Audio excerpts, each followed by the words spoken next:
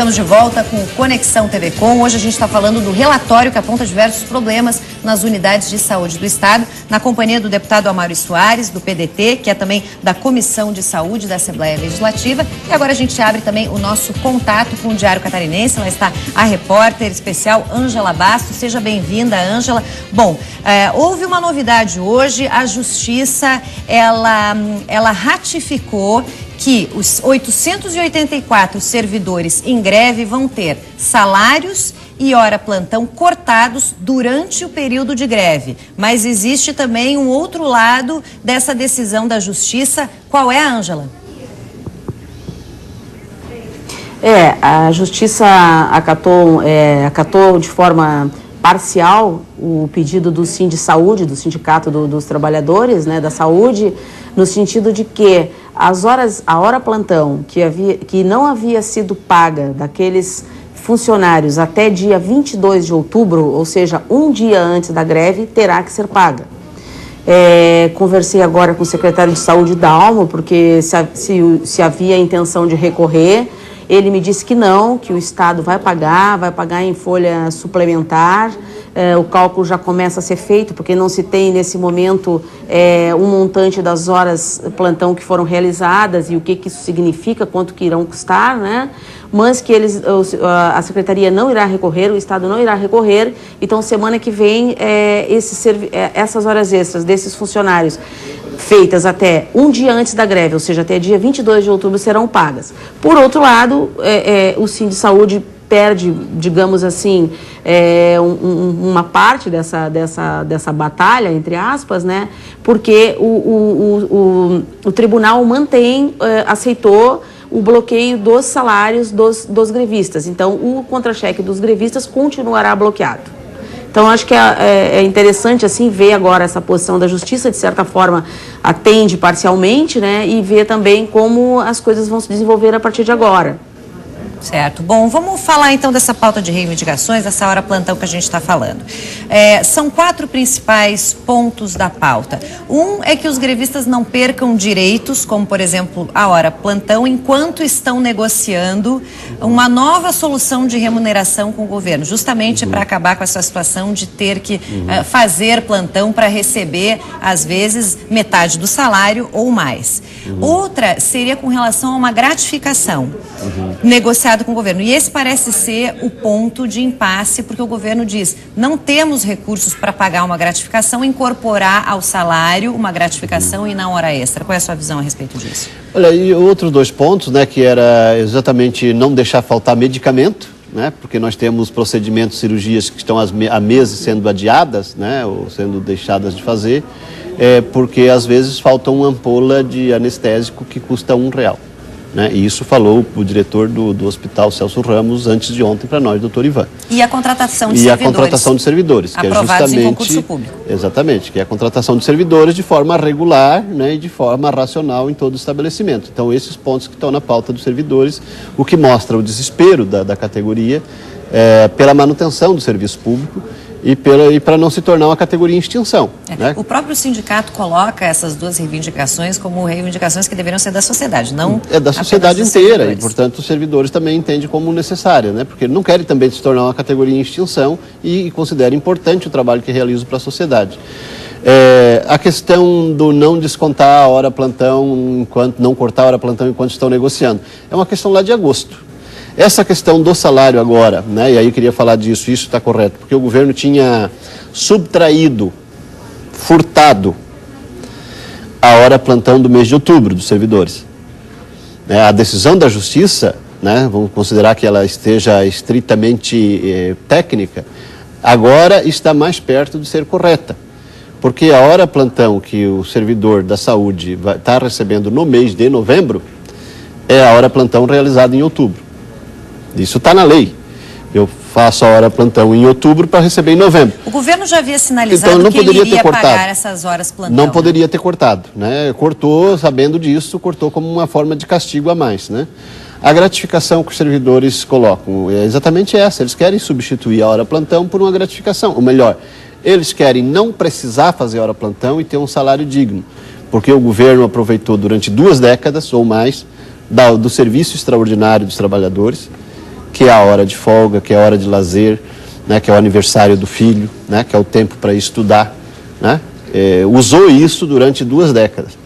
E agora diz, agora eu não vou pagar mais. Na verdade, transformou isso em salário, né? Então, precisa uma forma de recuperação salarial e contratação de servidores para que se possa fazer um processo de normalização, né, da quantidade de efetivo de servidores trabalhando e manter um nível salarial compatível com um mínimo da dignidade humana. Então, essa é a reivindicação da gratificação. O governo diz, nós não podemos pagar 50% numa vez só e agora. Né? Em nenhum momento, e não está em nenhum documento de reivindicação da categoria, que o governo deva pagar agora. Né? Enquanto o governo estiver pagando o mesmo nível de hora-plantão, nesse processo de diminuição da hora-plantão a partir da contratação de mais servidores e incrementando uma gratificação que possa, lá na frente, ter uma situação de normalidade salarial. Agora, o e de estabilidade disse que essa funcional. gratificação ela seria algo em torno de 140 milhões na folha de pagamento. Não tem esse dinheiro. Olha, o governo sempre usa um número a seu favor, né? 140 milhões, ele está falando do ano inteiro, né? Ele está falando de um ano inteiro, né? E o servidor come todo dia e recebe o salário todo mês, né? Num ano são 13 salários, né? Contando o 13º. Então, além de férias, né? Então, do terço de férias. Então, o governo está usando o número a favor para dar um impacto enorme e levar um susto para a sociedade imaginar que 140 milhões é por mês, né? E não é. Na verdade, está fazendo esse cálculo de um ano. Por outro lado, o sindicato, já antes de começar a greve, havia um debate e o sindicato, na mesma negociação, quando o governo apresentou os números dos gastos com hora-plantão e com sobreaviso, o sindicato disse, ó, esse sobreaviso até aqui dá de cortar, essa hora-plantão até aqui dá de cortar e o senhor vai precisar muito pouco, além do que já está gastando, para pagar a nossa gratificação. Tem auxiliar técnico recebendo mais do que médico. Né? Então, uma distorção. Tem gente que, concretamente e objetivamente, é um absurdo dizer que aquela pessoa e aquela função precisa receber sobreaviso, que lava de sobreaviso. Tem gente ganhando de mais e gente ganhando de menos? Tem panelinha e tem o grupo de bajulação, tentei não usar essa palavra, mas não deu. Tem a cooptação de servidores por diretores a partir do pagamento de hora-plantão e de sobreaviso. Acabam sendo favorecidos o Instituto de Psiquiatria paga quase o mesmo tanto de sobreaviso que o Hospital Regional de São José ou o Hospital Celso Ramos. Eu repito, tem técnico administrativo, de cargo de confiança do diretor, né, recebendo mais do que o médico. Então, por aí, evidentemente que não queremos, então dá de ajustar isso. Agora, ajustar isso significa também romper vícios históricos, né, e desmanchar clientelismos e protecionismos que vêm de governo para governo. Agora, Ângela, com essa situação toda, quem sofre é a população que precisa do serviço. Como é que tá o funcionamento desses hospitais aí com servidores em greve e já com essa herança de problemas de equipamentos, materiais, infraestrutura? Não, exatamente isso, né? A sociedade se vê contaminada por uma doença já antiga, conhecida dela, né? Eu vejo, pegando, por exemplo, assim, o Hospital Infantil Joana de Guzmão, onde eu tenho ido algumas vezes para fazer reportagens. Não é de hoje que o Hospital Infantil Joana de Guzmão está com equipamentos sucateados, que está faltando pessoal. Eu lembro que até, se não me engano, até julho deste ano, 6 médicos, 6 pediatras que trabalhavam no Hospital Infantil Joana de Guzmão haviam pedido desligamento e exoneração para ir trabalhar em outros setores, para ir trabalhar até em consultório. Não queriam mais porque eles achavam que o seu trabalho estava ficando comprometido pela falta de pessoal, pela falta de equipamentos. Lembro que um dia eu conversava com um funcionário do hospital que ele me dizia assim, se uma criança nesse momento estiver numa escola e engolir uma tampa de caneta, como essa aqui que eu tenho nas mãos, e se ela for levada, for trazida para cá, para o hospital infantil, ela não vai conseguir, os médicos não vão conseguir fazer um exame de contraste nela para saber onde está a tampa de caneta. E esse equipamento, pasmem, não tinha estragado aquela semana, ele estava estragado há um mês, há um ano. há 1 ano que o hospital estava com essa dificuldade. Então, assim, e eu não sei se ele já foi consertado. Então, são problemas assim tal. E é isso, quem está sofrendo são as pessoas que não têm um plano de saúde, são as pessoas que saem lá dos seus municípios nas ambulâncias para vir aqui fazer uma cirurgia eletiva que realmente está fora, neste momento não está sendo feita. É uma pessoa que tem que fazer um exame de olhos e que não consegue fazer, que vai ter que adiar, com a sua catarata aumentando, com o seu glaucoma tomando conta do seu campo de visão. Então, é isso.